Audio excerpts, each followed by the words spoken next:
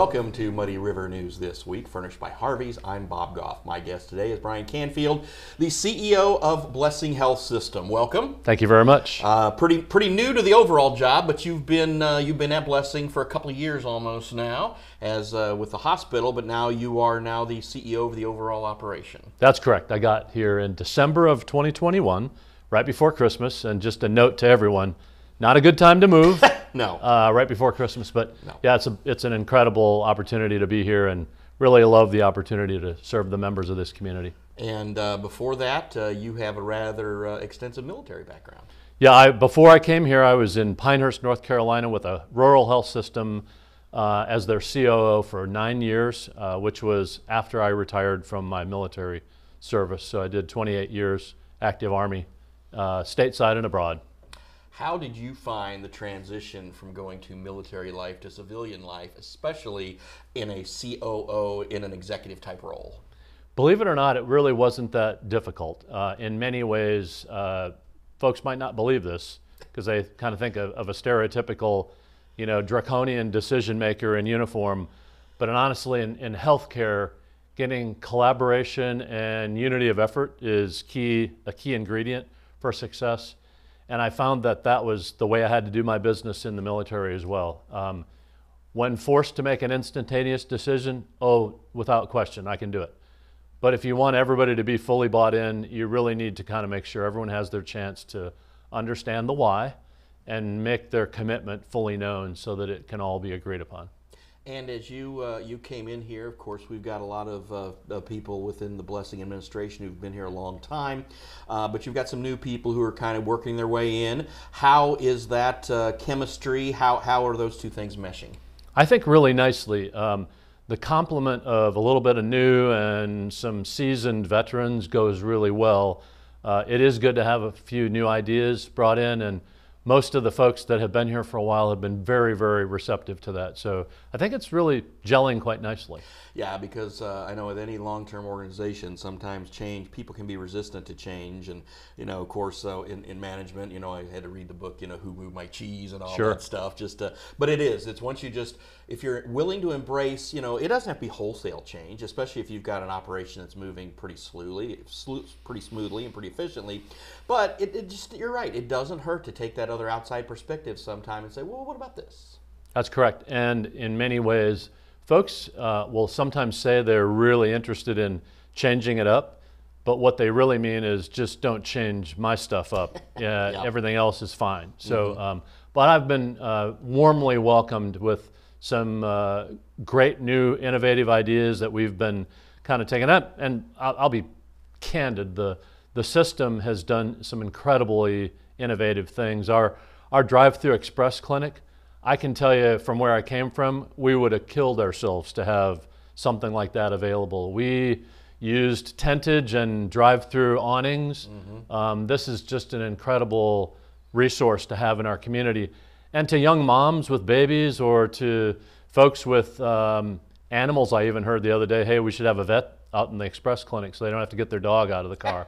But in many ways, that's bringing the care to the people in need, and they don't have to put themselves in a crowded waiting room or deal with that. So it's really, it's an incredible resource here. I utilized it, and that's where I found out I had COVID when I had it a couple of years ago. So, well, point of clarification, I will share with you, it is not a COVID clinic. Correct, It is yes. a kind of convenient care, urgent care, express drive-through, and so we warmly invite folks to use it. And I think once they've tried it, they'll realize this is really convenient. No question about it. Like you said, especially if you've got the carload of kids, or if you're so sick and you're like, man, I don't want to infect anybody. And whatever you have, and it doesn't have to be COVID, but yeah, I just want to go and have somebody look at me and not bother anybody. I think it's a great service. That's absolutely. Right. That's right. And I think what we learned in the pandemic the last few years since its inception is that maybe we really don't need to have people come into a crowded waiting area. Maybe it's actually more convenient to have them sit in their car curbside and wait to have them texted to come on in, we're ready for you.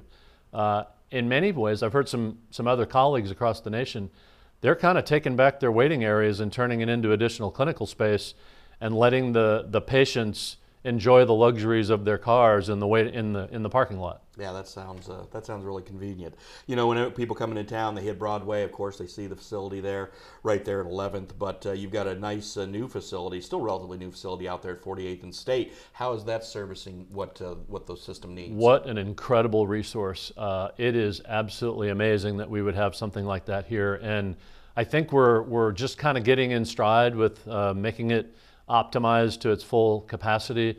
But honestly, there's still room available, and we're making good use of it as we speak. So yeah. And I talk a little bit about just the reach. I mean, I know you know the system had to make the tough decision for the closing in Keokuk a year or so ago, but now to come in, have you had a chance to take a look at the overall regional aspect and some of your other clinics and some of your other places? Have you really begun to do a bit of an assessment on those? Yes, and our leadership team is kind of coming together to sort of revalidate where we are with that and our board's endorsement of those directions. But the rural health clinics are still of vital importance in not only our strategy moving forward, but caring for people in their hometowns, where they live, where they work. And then we as a regional resource being that specialty care center to take care of their specialty care needs.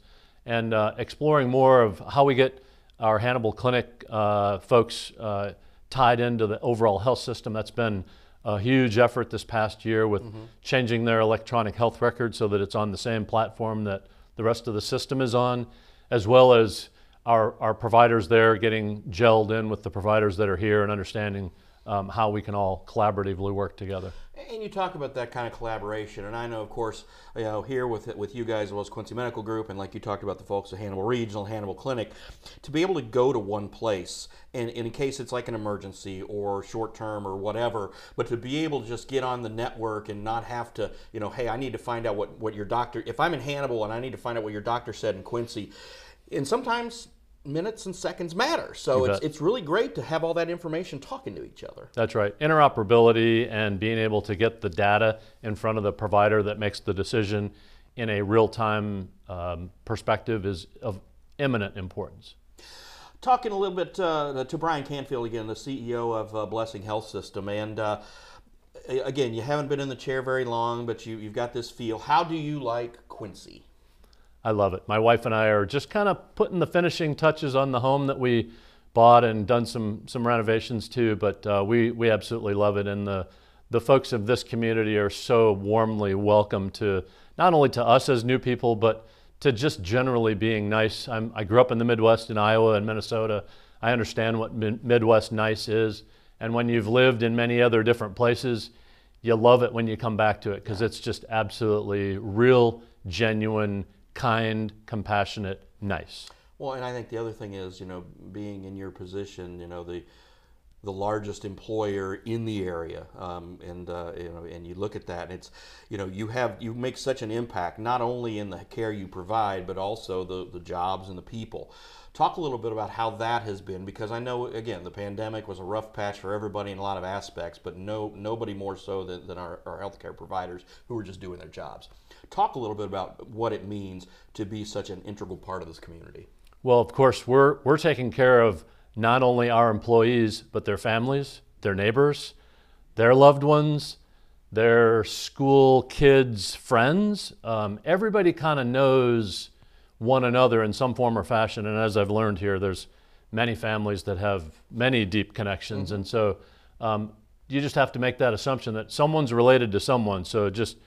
But I think that goes really well with what our approach to how we deliver care.